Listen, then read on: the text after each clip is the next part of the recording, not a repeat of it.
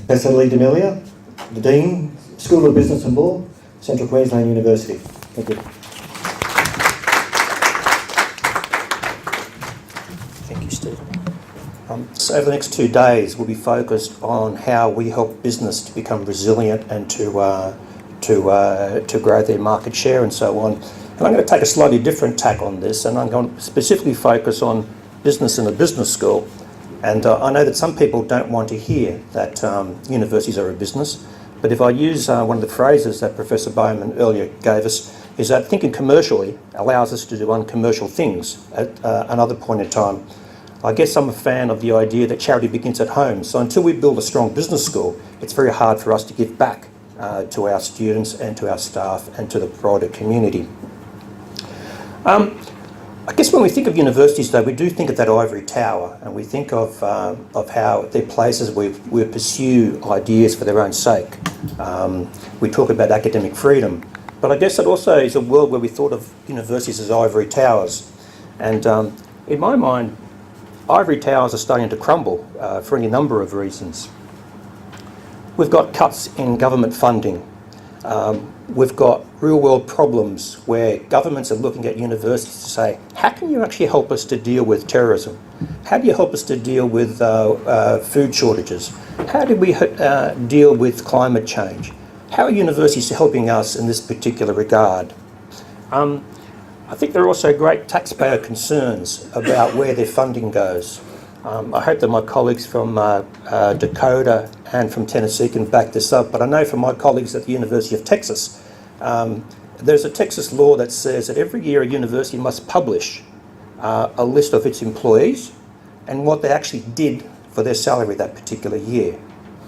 So the idea of universities becoming truly accountable to the taxpayer may not be so strong in Australia, but certainly in parts of the States this is coming to the fore, and I think you'll find this gathering momentum over the next 10 to 20 years. And it's quite a concern for my colleagues. Let's think of, say, a famous textbook writer who publishes a key management textbook. Is that enough to earn their salary of $200,000 for the year? Or should they be constantly earning new grants and investing in the university's renewal? So there's a lot of debate about that particular issue. And finally, there's this greater mobility for students. In a digital world, our students don't need to come from within Australia. Our students can be students of any university in the world, and likewise. So students don't need to stay where they are any longer. We are a business because, to use an Australian phrase, we've got to balance the books at some point. Sure, we can run a deficit for some period of time, but over time, nobody can deal with several deficits in a row. So at some point, we've got to come back. Let me come back to the competitive environment in Australia right now. Just recently, the federal government failed in its bid to get deregulation of university fundings. Now that leaves us in an awkward position, doesn't it? Because how do we deal with cutbacks, but we can't grow our student fees in any particular way? There are perceptions among students about what the value is of earning a degree. If you open the Australian Financial Review just this morning, there's an 8-page lift out on MBAs, and the argument there is quite clear. What do I get for $80,000? Will I get a high-paid job at the end of this? Or am I just investing my $80,000 to keep people like you, the Dean of a Business in school, employed for longer periods of time?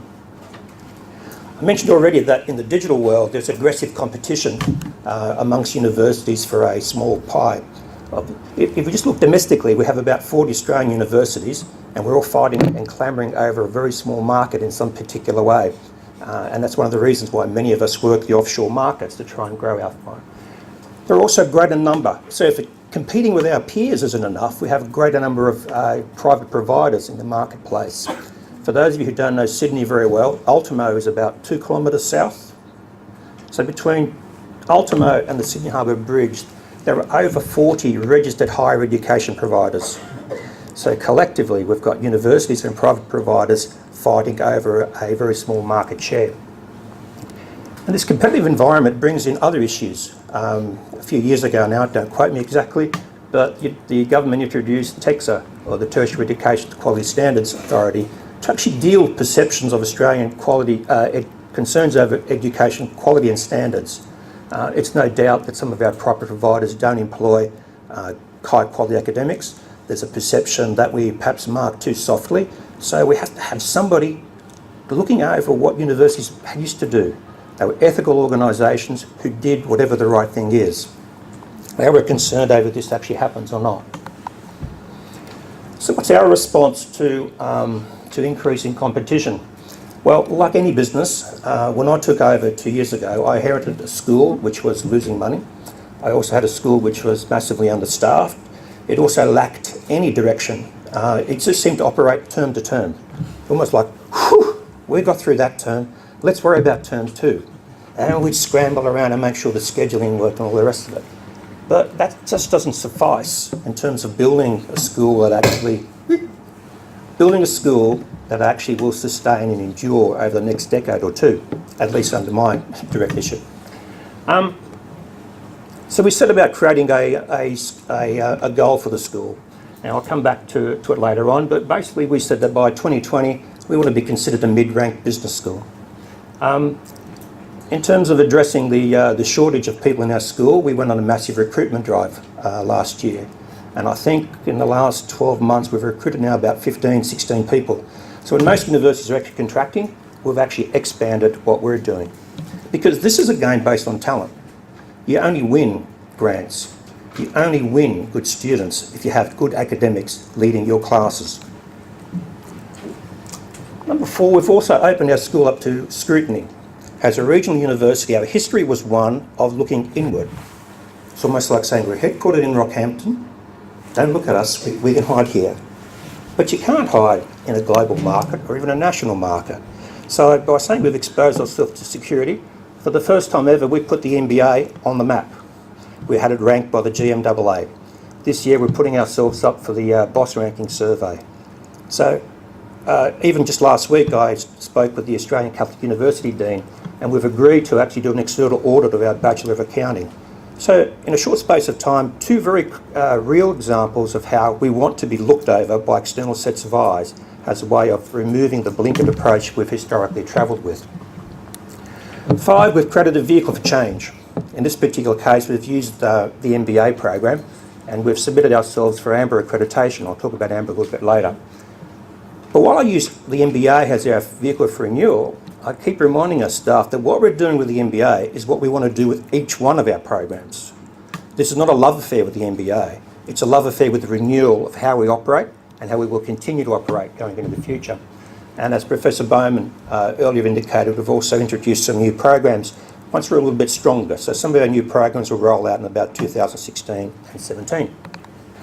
We have industry linking into us in terms of our alumni, what they expect, what we hope to actually provide to industry as well. Down the bottom we have the university and how it contributes to a number of pressures. And of course over on the far right hand corner we're concerned about the reputation. And when I talk about reputation, just like Professor Bowman, I'm not interested in being the University of Queensland. I'm not interested in being the University of New South Wales. I'm interested in being a university that provides very good value for our students. We don't have to be UQ.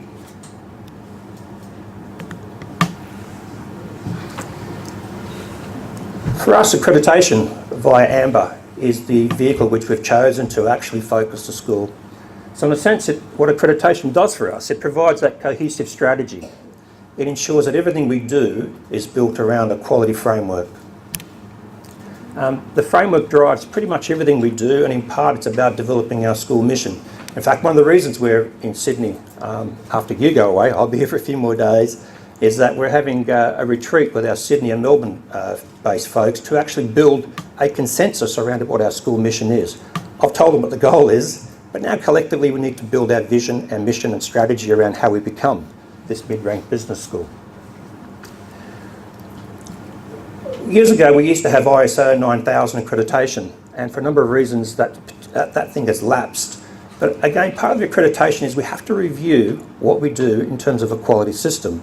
And I've just hired an internal person to actually ensure that we are focused in terms of what we provide. So being a quality provider is central to our renewal. What accreditation does also is it gives you an external indicator of quality. We all talk about being quality providers, and I dare say we are. But the better students who search for universities are looking for what I call those badges of honour. And I'll talk a little bit later about what those badges of honour mean. And of course, accreditation gives us another few things which, in the interest of time, I won't fail you on right now. But let me give you a couple of quotes. First from Peter Little, the former Dean at QUT. And he said that accreditation gave us an intellectual focus for everything that we do. We have a clear strategy in place for everything we do. More recently, we were talking to the Dean at Hong Kong Baptist University, and these guys have what they call the Triple Crown. So this is, forgive all the buzzwords, this is the North American standard, AACSB, the European standard EQUIS, and as well as AMBER. And Alan Chan said, accreditation has given us a greater volume of students and a better quality of students. I want to come back to the competitive environment I'll call it Australasia now. So over on the right-hand side, we've got those Asian and Australian universities who are pursuing different forms of accreditation. And you can see that in many ways, Asia is our biggest competitor. Australia enjoyed for some time a reputation of saying it was a quality provider of education, and it sat back. What the Asian universities have done in the last 5 to 10 years, certainly, is they've strongly grown around this idea of accreditation. So these are raw numbers, so in percentage terms, the picture may change slightly, but nonetheless, it points out the picture. If I'm trying to build a better school using AACSB, there are at least 5 to 6 times more Asian universities chasing AACSB as every vehicle for renewal. If I look at EQUIS as the standard for renewal, again, we've got Asian universities about 4 to 5 times pushing better quality education than we are in terms of rankings. EPAS, double, and in AMBER, while only 2 universities in Australia have AMBER, in Asia, it's about 39 to 40. If I just focus back on Australian universities, AMBER is only a vehicle being used at the moment at QUT and at Monash. I think UniSA is undergoing AMBER at the moment, and we'll be joining AMBER as well. I'll come back to AMBER in a minute. But have a look even across the ditch. We tend to see New Zealand has a country that's not interested in accreditation, and yet quite strongly, I think all but 2 of their universities have also sought AMBER accreditation. Actually, they have, not they're seeking. Why are we choosing AMBER? One, I think for a university of our maturity and our resources, it's a viable target. 2, is that when we look at some of the research by the EFMD and Carrington Crisp, something like 45% of students are looking for AMBER as a vehicle of international recognition in terms of what it is that they are seeking. So if I sum it up, business in a business school does exist. As I said earlier, we can run a series of deficits, but at some point we have to rebalance the books. And rather than fight for every student that exists between Ultimo and the Sydney Harbour Bridge, we're seeking accreditation as our vehicle to renew our presence in the market. To expand a little bit about what I thought a mid-ranked business school meant, is that we will have a 5-star ranking within 3 to 4 years. We will have AMBER accreditation within that time period. But universities aren't just about research, about teaching, they're also about research. And under the ERA exercise, historically, our School of Business has been ranked 1, which is well below world standard. So I've set us a task to at least be a 3. Is it doable within 5 years? We think so, given the talent we've recruited in the last few months. Secondly, our applied economics team is quite strong. They've already been ranked at 3, and I've decided that they can't fall asleep. So their job is to actually look at 4 to 5 as a minimum in the ERA exercise. We have a law school which has been quite successful. It's been building over the last 5 years. It's one of the few growth areas we have enjoyed in the school in the last period of time. And I've set them a challenge of 2, which is still below world standing, but nonetheless it's an interim goal that we need to seek. We're also seeking a sustainable business that's built on international recognition. As I said earlier, good students don't just trust you when you say you're a quality provider. We need to demonstrate them. So badges of honour that sit behind your school are a vehicle for that renewal. I think I might stop there in terms of time, but do we have time for a question? Or? I'm always used to having questions asked, so I thought I'll pause before you all fall asleep. I mean, in terms of openness, because it seems to be, because it's very attractive a concept to be open. However, I mean, my name is Shahira from Malaysia. However, it's always sometimes can be backfire. I mean, in terms of certain, because there are numbers of stakeholders and groups and way of thinking. So how actually the university contain this kind of backfire? If there is backfire. I'm not sure how to answer that one. Yeah, Look, I think I'd quote a famous American, but probably a famous American that maybe the Americans wouldn't want me to quote. President Nixon. He said I think he said, I'll probably misquote it.